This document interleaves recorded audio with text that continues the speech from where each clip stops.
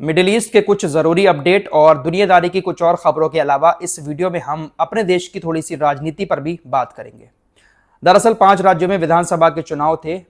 आज आखिरी दौर की वोटिंग हो चुकी है। एग्जिट पोल सामने आ चुका है। किस राज्य में किसकी सरकार बन रही है, सारी डिटेल आपको इस वीडियो में हम बताएंगे। लेकिन पहले आपको मिडिल ईस्ट के कुछ अपडेट बता देते हैं।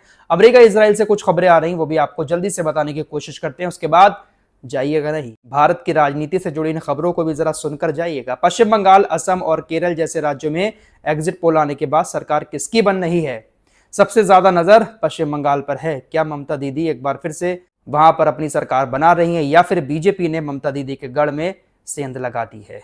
क्या हुमायूं कबीर जो बाबरी मस्जिद बना रहे थे उनकी वजह से बीजेपी पश्चिम बंगाल के अंदर सरकार बनाने में कामयाब हो पाएगी?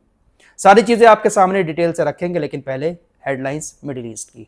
सबसे पहले बात स्टेट ऑफ हॉर्मुज की कर लेते हैं। आप सभी को मालूम है कि स्टेट ऑफ हॉर्मुज इस वक्त ईरान के कब्जे में है। ईरान हर गुजरने वाले जहाज से टैक्स वसूल रहा है और आगे भी ईरान यही प्लान कर रहा है कि जो भी जहाज स्टेट ऑफ हॉर्मुज से गुजरेगा उससे हम पैसे लेंगे। अभी जो जहाज गुजर रहे हैं वो डॉलर में पेमेंट कर रहे हैं या फिर चीन के युआन में पेमेंट कर रहे हैं। लेकिन ईरानी संसद के अंदर जो कानून बनाया जा रहा है स्टेट ऑफ हॉर्मुज को लेकर, उसमें ईरान के ज्यादातर मेंबर ये चाह रहे हैं पार्लियामेंट के कि जो भुगतान करेंगे जहाज, वो पैसा डॉलर या युआन में ना होकर ईरानी रियाल में लिया जाएगा। यानी सीधी सी बात यह है कि जो भी जहाज स्टेट ऑफ हॉर्मुज से गुजरेगा वो ईरान को ईरानी रियाल में भुगतान करेगा।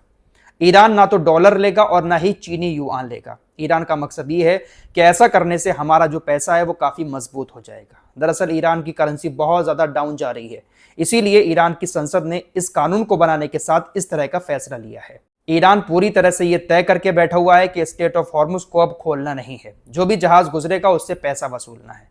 फिलहाल ईरान ईरानी रियाल में ही भुगतान करने की बात कर रहा है। फिलहाल अमेरिका की नाकेबंदी भी अभी समुद्र में जारी है। अमेरिका इस बात का दावा तो कर रहा है कि नाकेबंदी हमारी कामयाब हो रही है, हम ईरानी जहाजों को ईरानी बंदरगाहों पर नहीं पहुंचने दे रहे हैं। लेकिन दोस्तों, कई सारी मीडिया रिपोर्ट्स इस बात का दावा कर रही हैं कि ईरान अमेरिका की नाकेबंदी को चकमा देकर अपने जहाज निकाल रहा है। लगातार हम आपको सारी खबरें बता रहे हैं। पाकिस्तान ने जो कुछ किया वो भी हम आपको बता चुके हैं। पाकिस्तान तकरीबन 3000 कंटेनर ईरान के अपने पोर्ट से निकाल चुका है। जब से अमेरिका ने ईरान की नाकेबंदी शुरू की है, तकरीबन 3000 कंटेनर जो चाइना से आए थे वो कराची पोर्ट पर पड़े हुए थे। पाकिस्तान ने ट्रकों के जरिए 6 रास्तों से वो 3000 कंटेनर ईरान तक पहुंचा दिए हैं। पाकिस्तान की सरकार ने 25 अप्रैल से 6 रास्ते खोले हैं और उन 6 रास्तों के जरिए पाकिस्तान ईरान तक सामान पहुंचा रहा है। अगर इस तरह से ईरान के पड़ोसी देश सड़कों के जरिए सामान इधर से उधर करेंगे तो अमेरिका की जो नाकेबंदी है वो फिर किसी काम की नहीं है। अमेरिका की सेना सिर्फ और सिर्फ समुद्र में ऐसे ही टहलती रहेगी। पाकिस्तान यहां पर ईरान के लिए बहुत अच्छा काम कर रहा है, लेकिन अभी तक अमेरिका की तरफ से पाकिस्तान से कुछ नहीं कहा गया है। फिलहाल नेतन्याहू की तरफ चलते हैं। नेतन्याहू को इजराइल की कोर्ट ने एक बड़ा झटका दिया। दरअसल आप सभी को मालूम है कि नेतन्याहू के ऊपर भ्रष्टाचार के कई सारे मुकदमे हैं। आज भ्रष्टाचार के मुकदमों में सुनवाई हुई थी। कई घंटे की सुनवाई थी, लेकिन बेंजामिन नेतन्याहू ने अपनी टीम से, वकीलों की टीम से यह रिक्वेस्ट करवाई अदालत के सामने कि यह सुनवाई थोड़ी सी कम की जाए। अगर 3 घंटे की सुनवाई होना है तो इस सुनवाई को तकरीबन आधा 1 घंटे का कर दिया जाए, आधे से भी कम कर दिया जाए। लेकिन इजराइल की कोर्ट ने बेंजामिन नेतन्याहू की इस रिक्वेस्ट को रिजेक्ट कर दिया। बेंजामिन नेतन्याहू ने अपनी सुरक्षा का हवाला देते हुए यह मांग की थी, लेकिन इजराइल की अदालत ने बेंजामिन नेतन्याहू की इस रिक्वेस्ट को रिजेक्ट कर दिया। मैं फिर से कहूंगा दोस्तों, जब तक प्रधानमंत्री की कुर्सी पर बेंजामिन नेतन्याहू है तब तक तो शायद कोर्ट रियायत बरत रहा है, लेकिन जैसे ही चुनाव होने के बाद कुर्सी जाएगी, बेंजामिन नेतन्याहू की मुश्किलें बढ़ती हुई नजर आएंगी।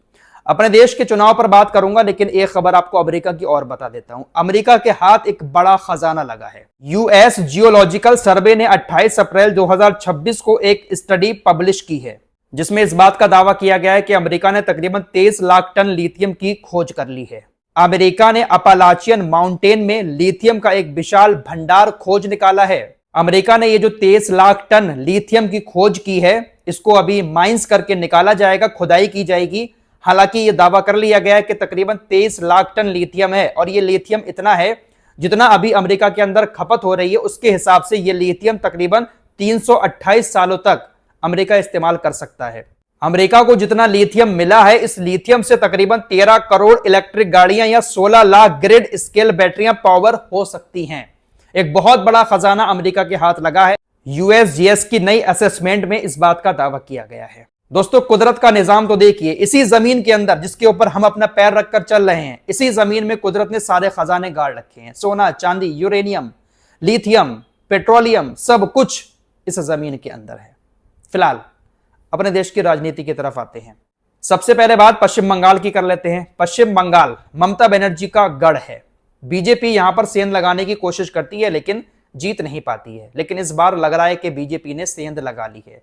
दरअसल जो एग्जिट पोल आए हैं उसके मुताबिक 294 में से तकरीबन 148 सीटें बहुमत के लिए किसी को भी पश्चिम बंगाल के अंदर चाहिए हैं। हमारे देश में जितनी भी एजेंसियां एग्जिट पोल करती है, उन तमाम एजेंसियों ने अपने एग्जिट पोल में बीजेपी को पश्चिम बंगाल के अंदर कामयाब होते हुए दिखा दिया है। एग्जिट पोल करने वाली हर एजेंसी ने तकरीबन 150 से 160 के बीच में बीजेपी को पश्चिम बंगाल के अंदर सीट्स दी हैं। हालांकि एक दो एजेंसियां ऐसी हैं जो पश्चिम बंगाल के अंदर ममता बनर्जी की सरकार को दोबारा से बना रही हैं एग्जिट पोल में, लेकिन ज्यादातर एजेंसियां बीजेपी को 150 से 160 के बीच में रख रही हैं।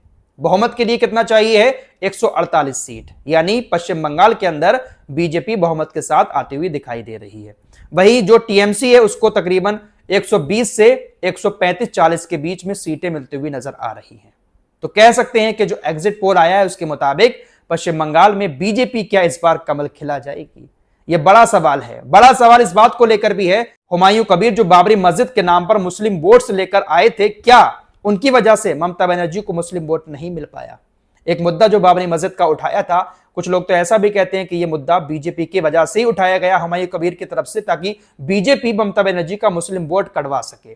फिलहाल पश्चिम बंगाल के अंदर किसकी सरकार बनेगी ये तो फाइनल रिजल्ट आने के बाद ही पता चलेगा, लेकिन एग्जिट पोल में बीजेपी कहीं ना कहीं आती हुई दिखाई दे रही है। केरल की बात करें तो केरल में बीजेपी का खाता भी खुल जाए तो बहुत बड़ी बात है। 0 से 3 सीटें आती हुई नजर आ रही हैं एग्जिट पोल में। 140 सीटें हैं।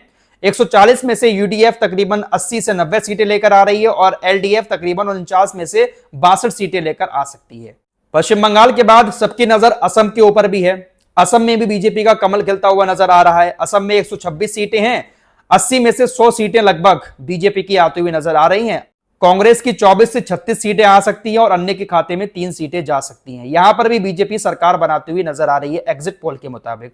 पौंडुचेरी की बात करें, यहां पर 30 सीटें हैं। 30 में से तकरीबन 15 से 20 सीटें बीजेपी के पास आ सकती हैं। कांग्रेस 6 से 8 सीटों पर रह सकती है और अन्य के खाते में 3 से 7 सीटें जा सकती हैं। केरल में तो बीजेपी दूर दूर तक नहीं है, लेकिन जो और राज्य हैं वहां पर सबकी नजर बनी हुई है। खासकर पश्चिम बंगाल, ये वो गढ़ है ममता बनर्जी का जहां पर बीजेपी कभी सेंध नहीं लगा पाई, लेकिन इस बार लग रहा है कि शायद बीजेपी वहां पर जीत सकती है। जितनी भी एजेंसियों ने एग्जिट पोल की हैं उसमें बीजेपी कहीं ना कहीं टक्कर देते हुए नजर आ रही है। हालांकि एक तरफा बहुमत दिखाई नहीं दे रही है, लेकिन कांटे की टक्कर पश्चिम बंगाल के अंदर दिखाई दे रही है। अब फाइनल आंकड़ा तो रिजल्ट वाले दिन ही पता चलेगा। फिलहाल इस रिपोर्ट में इतना ही। कुछ और खबरों के साथ फिर हाजिर होंगे। अपना ख्याल रखिएगा। अल्लाह हाफिज।